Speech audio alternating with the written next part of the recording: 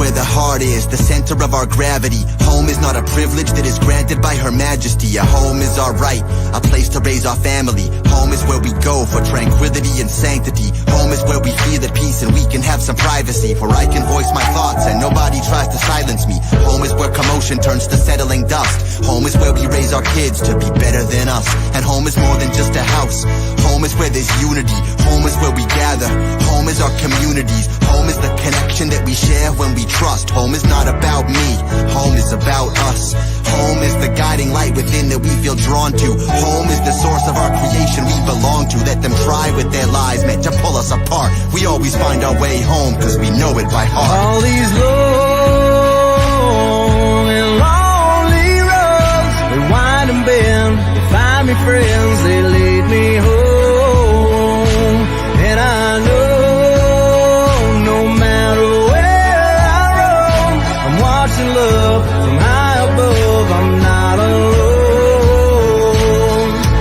Home is our cities, our states and our countries. Home is the earth below, the sky above me. Home is the truth we instinctively know, helping us to find home everywhere that we go. But there's many false prophets trying to lead us astray, who want to tell us what to do but not hear what we say.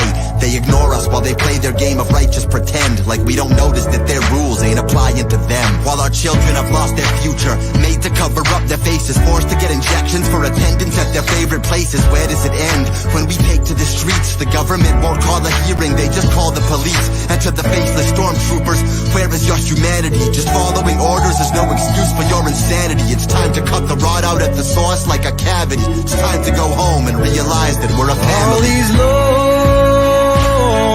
and lonely roads, they wind and bend, they find me friends, they lead me home. And I know no matter where I roam, I'm watching love from high above, I'm not alone. This country, is this the way you like to live? Constantly harassed to put a mask upon your wife and kids. Cops with riot packs who like to act as if no rights exist. Alive, but we're not really living. What kind of life is this? The world is full of risks, but we don't need protection, cause all of their solutions are much worse than the infection. If we want resolution, we need unity, not politics. Why should we trust somebody who's broken so many promises? But maybe this was meant to be and had to happen all along. The cycle's always spinning and it's darkest right before the dawn. It's funny, to the point of laughing out loud, cause what they said would never happen, well it's happening now. And so many are waking up. Welcome to the front lines, the ones who know behind the clouds will always be the sunshine. You and I see through the lies, no longer alone, and let the compass in our souls guide and carry us home. All these long and lonely roads, they wind and bend, they find me friends, they lead me home. And I know no matter where I roam, I'm watching love from high above, I'm not alone. All these long, lonely roads lead me home. I'm watching love from high above, I'm not alone. All these long and lonely roads, they wind and bend, they find me friends, they lead me home. And I know no matter where I roam, I'm watching love from high above, I'm not alone. Take me home.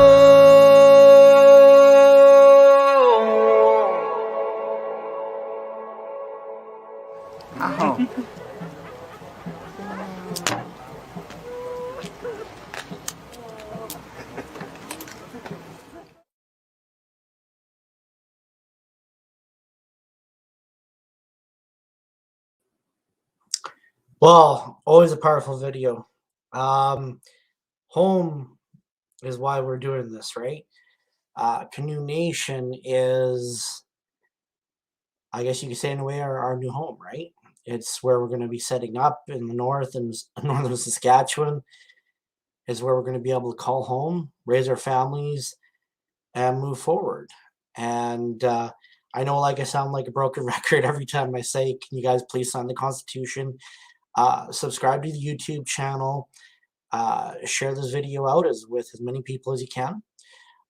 It's greatly appreciated. So I know I talk about the Bill C-15 Indigenous Act a lot, and the reason why is because I want people to know the truth and where I get my information from, so it's no surprise. Now, I mostly just came on here to share that, well, see how this was, right? I've never done the YouTube live thing through StreamYard, so I suppose maybe on a personal note, I'm going to share something that I don't normally share. You ever got that feeling like something was keeping you here because it had a purpose? And whether it be God or the creator or anything like that. Well, I've died 3 times and I'm still here. And one quite recently, about 3 months ago. So when I was in grade 7, when I was 12 years old, I got bit by a bearded dragon lizard. And I had this feeling I just had to put my finger in my mouth. And I couldn't explain it. And when it came down to it, that's actually what saved my life, which is interesting. Long story short is was on after 3 weeks of being in and out of the hospital. I never prayed before, didn't know how, and I went and prayed, and I said, God, can you help these idiot doctors to figure out what's wrong with me? And I said, yeah, I think it's amen, as I believe, eh? And at the time, all of a sudden, I remember my chest getting heavy. I couldn't breathe, and the light got really bright. Like I felt like it was hours when this happened. Like, you know, and a voice came up to me and said, "Scott, you're a bachelor. You're too stubborn to die awake." And it sounded like my uncle, but I knew it wasn't him. And so I woke up gasping for air, and the whole time period, me and my mom was gone for 5 minutes, but it felt like hours back then. And 10 minutes later, the doctor comes in, let's run a blood culture, might be mono. Turns out it wasn't mono, but it showed that infection in the bloodstream from that lizard, right? So, but you know, even though I suffered, it made it so that way doctors kind of started testing on standard if kids were sick. And sure enough, actually, because of what I went through, it helped save a lot of other kids' lives, possibly, because the doctors now, back then, or I mean, I should say, this would have been plus 20 years, eh? 22 years, and started looking for that kind of stuff, right? Then the second one was when I was 15. My stepdad brought us to this camp that his buddy owned. It wasn't open. Everyone brought their deals. They're all getting busy, getting drunk and high and whatever they could. And at that time, I was very smart, but I didn't know how to interact with other kids sometimes, and so they made fun of me. After about 3 or 4 days of putting up with it, I left, and it was 20 kilometers the highway, and about 5 kilometers in, and it was the sun was still out, but it was cloudy, so I couldn't see the sun. And I knew if I sat down, I wouldn't make it. I'd freeze to death because it was still pretty cool out. And if I didn't keep going, and I knew I wasn't going to make the highway in time, and so I started praying, and a pillar of light came out. Like I blacked out, and I came a kilometer to the highway with enough energy to make it, and a social worker picked me up. So that was kind of my second encounter. Like I could have died there easily if, you know. And then about 3 months ago, I woke up in a dead sleep, and I knew something was weird. I couldn't explain it. I couldn't hear anything. I didn't realize I couldn't hear anything till after either, right? And so I took a deep breath, thinking, you know, okay, well, maybe it's a little off. And of course, when I told the doctor that, that's all they hear, right? And I'm like, no, that's normal. But I said, something's wrong, right? Well, at least thinking, anyways. So I felt my chest and I realized that my heart had stopped. Now, for most people, rigor mortis takes over 5 minutes to kick in. You can still move your body as long as your brain's still functional. But without even thinking, I just went and made a fist and smacked myself in the chest. And yeah, I mean, I had a big jolt of energy going through my whole body when that happened. And then I was able to hear again. That's how I knew I couldn't hear after, was because, um, yeah, I mean, my place isn't that noisy, but it's still in town, and the window was open, so you could hear all the nature too. And so when I went to the hospital, obviously, I mean, I got up and I'm just like, okay, I'm alive. One thing after another. I hesitated for about 5-10 minutes whether to call an ambulance, and so I did. And on the way there, I said, "How many people actually survive, something like this?" And she said she hadn't seen one yet. I said, "Okay." And when I got there, all my vitals were normal, and it wasn't until a couple days later I realized that I remembered the pharmacist had told me this one medicine, Naprazole or something, is yellow, is meant to help with migraines. Well, when I looked it up on Google, it can only not only supposedly helps with migraines, it can cause migraine symptoms. And then to top it off, in some cases it can cause heart failure. I remember that pharmacist mentioning that. I tried to hand them back to her. She wouldn't take them. I'm like, damn it. I should have never taken those in the first place. But that night, I remember taking 2 of them because I thought, okay, here, I have a migraine. And, and I was dizzy, all symptoms except for the blurry eyes, right? And that was the only symptom that I didn't get from those. And it turned out that yeah, I mean, that explains why medically everything was sound, but they had no idea. And still to this day, all they did was try to write it off as me having sleep apnea. Well, you have to have sleep apnea because they don't listen, right? Even when you tell them it was medication, they don't want to listen, unfortunately. So I just wanted to, like I said, more or less test this, kind of share this experience. I don't know, I've had that feeling where I guess this was just the right time. I'm a firm believer in, I guess you could say, signs that you're going the right way. But I mean, I honestly believe that God woke me up enough to and gave me enough knowledge to whack my chest to save myself. I mean, how else do you explain me surviving, eh? So it's kind of one of those things where it's not something that you see every day.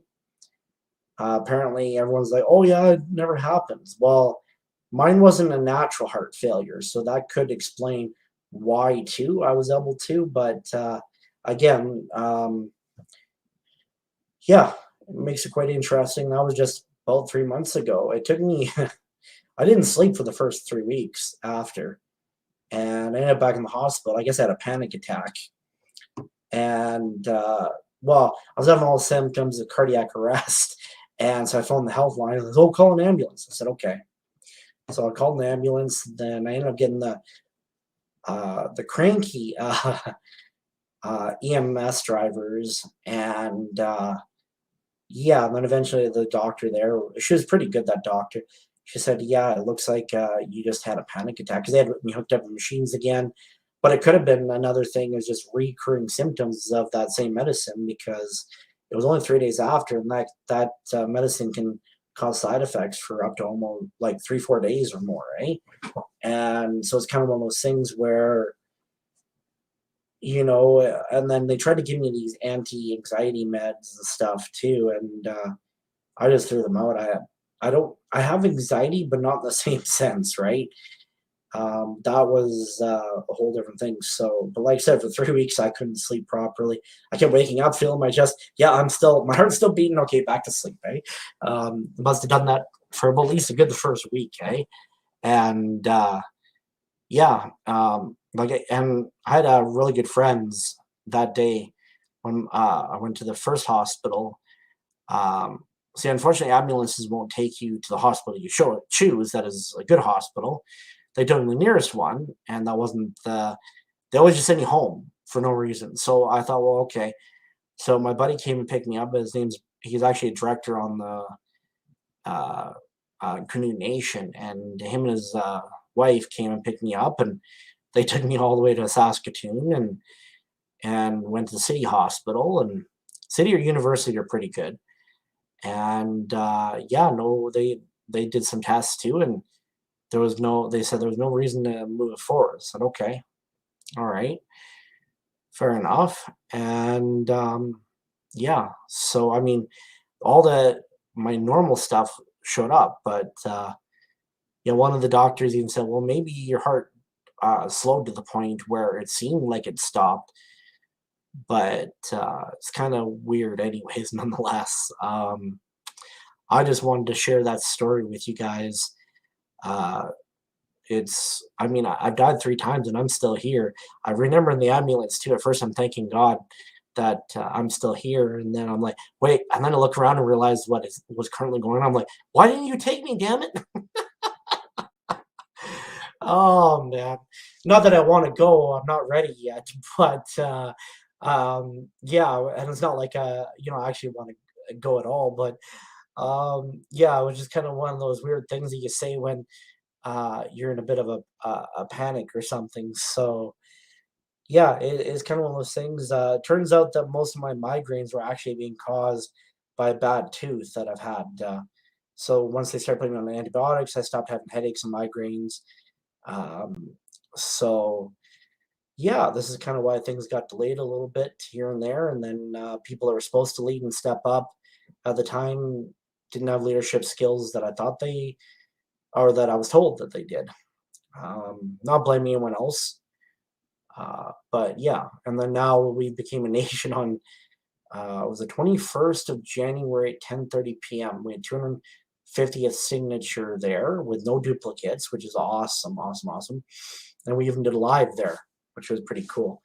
And then to top it off, now we're just going for 5,000 signatures, and I think we can make that easily.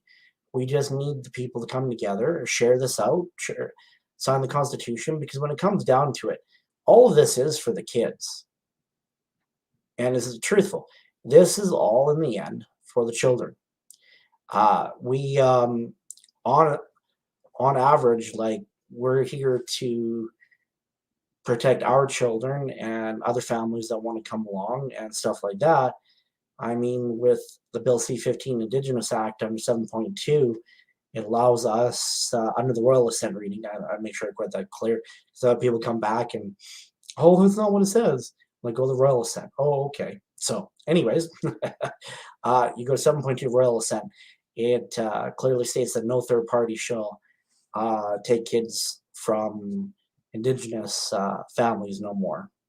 So now some of the reserves, they've purposely put CPS on there, and it's pretty much the other CPS moving on to the res. At least the children stay in the community though, so it's at least better than it was before.